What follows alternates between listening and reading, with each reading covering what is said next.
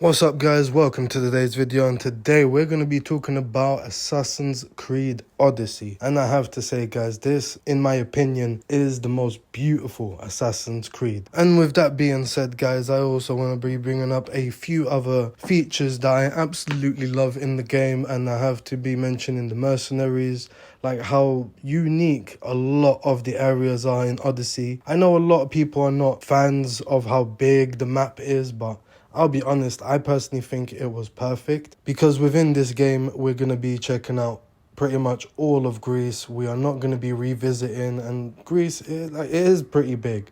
And I'll be honest, it's so nice that we actually get to explore pretty much most of, depending on who you pick, Cassandra or Alexios, within all of their lifetime. But just to let everyone know that the canon character is basically Cassandra.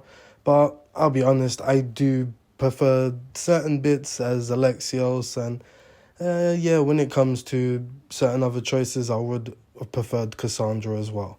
And another thing I have to mention, how the scenery, the coloring, bro, it is so beautifully done. I just have to admit, when I first played this game, I totally forgot that this was an Assassin's Creed game. I'll be real, because there was no sight of a hidden blade, and even up to today, this is the only game that you don't have a hidden blade. But it's nice that we get to use the broken spear of Leonidas, which is nice that they connected Cassandra or Alexios, that they are basically grandchildren of Leonidas. And I'm not gonna lie, that is nice how they added it. Come on, you can't be there to go into ancient Greece and there's no mention of the legendary Leonidas and his 300. I think that was a good idea for them to implement that. And I have to be honest, I have seen a little bit of a trend from Ubisoft, that it's if there's big titles, we're gonna make a game based off it. It's 300, we will make Odyssey. With Vikings, we'll make Valhalla. With with The Mummy, we'll make Origins. And there's a few other ones that I can definitely see a little resemblance of a few other things. Unity, to me, is pretty much like Assassin's Creed, but Romeo and Juliet, in my opinion. At least that's how it seems to be, all coming down to this love story. It's just one of them ones. And of course, they have little references in there with the apple of Eden, all of these type of little details. But yeah, back to Odyssey. All right, guys, another one I want to mention is the outfits in Assassin's Creed Odyssey. There is so many outfits, and I just love how you can wear certain outfits, but you put other designs on. And, bro, it's just so good, and there's different colors.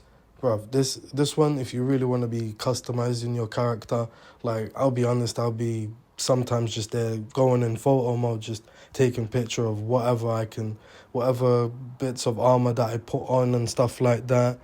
Yeah, I'm not gonna lie, it's a very nice feature to the game. And yeah, even when we are running around or sailing around, bro, everything looks beautiful. When we are out on sea, it looks so good, I must admit.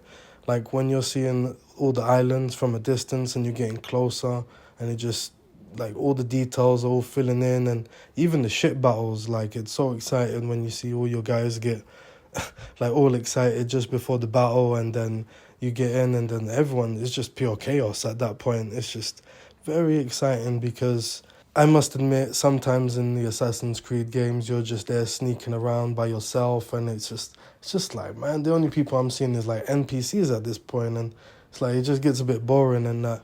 And in this game, it feels like a real adventure, which is so nice that you got a few people around you that will be oh, Alexios, oh, this and that, updating you on this and that on the story, which is a nice way to keep interaction, especially for a very long game. How if you was to be one of those people to try to do 100% of Assassin's Creed Odyssey, then I'll be honest, you're an absolute legend, because that is not an easy feat. I honestly think you can complete 4 or 5 Assassin's Creed games before you even complete Odyssey. to be real. Alright guys, now I have to talk about the story. Now I have to admit that there is so many nice storylines within Assassin's Creed Odyssey that it's not always connected to the main story, which is nice because I get to learn more about like a lot of people's situation in Greece. And one of my favorite things is literally the decisions actually have an effect. And I'll be honest, I was completely thrown off when I saw this in the game because I was like, Assassin's Creed, why all of a sudden you got choices like we're kind of playing a little version of a Telltale's game. But I must admit, after having my like second run through, it was very nice how you can have a dramatically different ending when it comes to like the family reunion. And this might be a bit of spoilers, but I'm pretty sure anyone who wanted to play the game would have played the game by now already, especially when it's on like, what is it, Game Pass and I think PlayStation Plus. Like you should be able to play it on that. So it's been around for a while, and I have to say it is very nice that you can actually play it differently. You can technically play an arsehole, or you can play like a heroic kind of person, and you could kind of switch in between both. Like for some guys, you can be a complete dick, and the other ones you're like, yeah, I'll help you. Why not? And another thing I want to mention is that Cassandra or Lexios, whoever you played as, they are not assassins, but they are mercenaries. And the reason why I think it was a very nice connection is simply because they both do the same line of work. They both get hired to kill someone. It's just an assassin is more of a closer to a more modern version.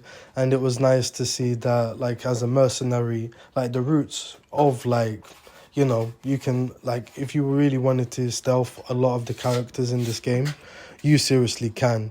And it's nice to actually have an option to actually do things in different ways. And I do like the different bows, the abilities for the bows, and the combat abilities were very nice as well.